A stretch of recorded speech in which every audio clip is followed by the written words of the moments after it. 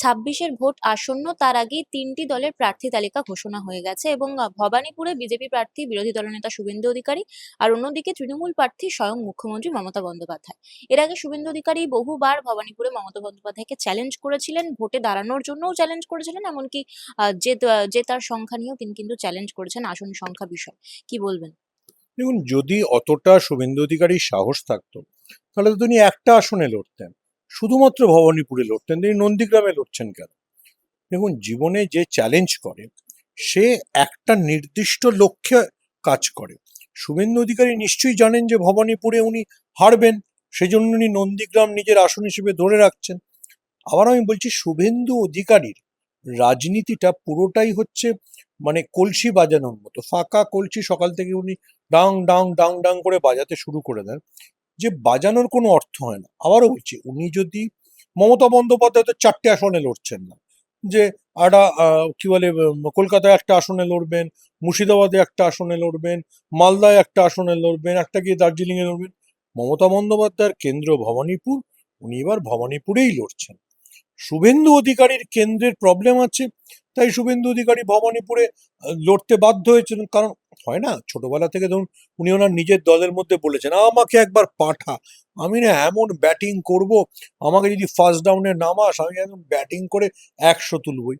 তো দিলীপ ঘোষ, সুকান্ত মজুমদার, সমীক ভট্টাচার্য যা তুই ফার্স্ট ডাউনে না। লোক হয় না যে যদি একবার আপনি বেশি মানে কেউ চিৎকার করে আমি কিন্তু যদি যুদ্ধে যেতে পারি তাহলে আমি একদম প্রতিপক্ষের সবাইকে গুলির নিশানা করে দেবো। শুভেন্দু অধিকারীকে পাঠিয়ে দিয়েছে, অতি গুলি কর। এবার উনি বুঝতে পারবেন ভবানীপুরে তো মমতা বন্দ্যোপাধ্যায়ের কাছে উনি হারবেনই। নন্দীগ্রামে এই পবিত্র কর ওনাকে কতটা নাকানি চোবানি খাওয়া হয় সেটার দিকে আমাদের তাকিয়ে থাকতে হবে। আবারও বলছি, শুভেন্দু অধিকারী একটা শূন্যগর্ভ কলসি, যেটা বাজে বেশি আর ফেটে গেলে দেখা যায় জল নেই।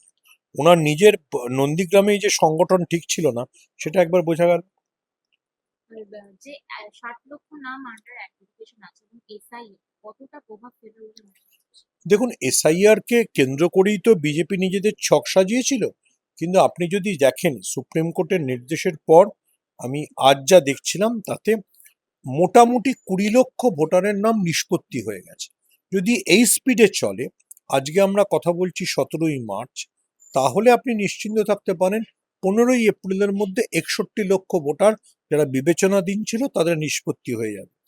এবার অভিষেক বন্দ্যোপাধ্যায়ের বক্তব্যটা যদি আপনি ধরেন, ওই 61 লাখের মধ্যে 80% হচ্ছে ম্যাপড ভোটার, মানে যাদের মা অথবা বাবা অথবা কোনো নিকটাত্মীয় 2002-এর ভোটার তালিকায় ছিল, ফলে তাদের নাম কোনো মতেই বাদ যাবে না।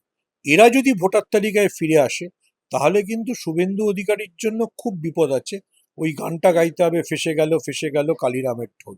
ঠিক আছে, অনুসন্ধানে ছিল না তো শুভেন্দু অধিকারী যে ঢোল করতাল বাজিয়ে সনাতনীদের জন্য গাইছিলেন, তখন ওনাকে গাইতে হবে ফেসে গেল কালী নামের ঢোল। ওনার তো কিন্তু ঢোল তখন আর বাজবে না, এই ভোটার তালিকায় এরা ফেরত চলে এলো। এসআইআরই বিজেপিকে শেষ করবে। বাঙালি কোনোদিন ক্ষমা করবে এসআইআর এর জন্য? আপনি এতজন বাঙালিকে লাইনে দাঁড় করিয়েছেন, কথা ছিল শুভেন্দু অধিকারীর রোহিঙ্গা খোঁজার, বাঙালিকে তো খুঁজতে হলো একই সঙ্গে গ্যাস আর ভোটার তালিকায় নিজের নাম। হিন্দু বাঙালিকে যে অত্যাচারের মধ্যে দিয়ে শুভেন্দু অধিকারী নিয়ে গেছেন, হিন্দু বাঙালি তার শাস্তি দেবে। আর মুসলমানরা তো বিজেপিকে এবারে এমন শিক্ষা দেবে যে শিক্ষা বিজেপি কোনোদিন ভুলতে পারবে না। আরেকটি বিষয় নিয়ে এখন গুঞ্জন হচ্ছে যে প্রতিকূল রহমানকে কেন প্রার্থী কেন্দ্রে প্রতিকূল হয়তো সংগঠনের কাজ দেখতে চায়। প্রতিকূল তো বেসিক্যালি সংগঠনের দায়িত্ব ছিল, হয়তো তৃণমূলের যুব সংগঠনের কোনো গুরুত্বপূর্ণ দায়িত্বে তাকে আনা হতে পারে। এবং শেষ প্রশ্ন আসলে যে 26-এর নির্বাচনে কি মনে হচ্ছে কোন দল কত আসন পেতে পারে? দেখুন, আমার মনে হয় যে 26-এর নির্বাচনে তৃণমূল গতবারের কাছাকাছি আসনই পাবে। বিজেপির জন্য গতবারের 77টি আসন ধরে রাখাটা হচ্ছে লড়াই। আমার মনে হয় মুর্শিদাবাদ বা মালদায় কংগ্রেস কিছু আসন পেতে পারে।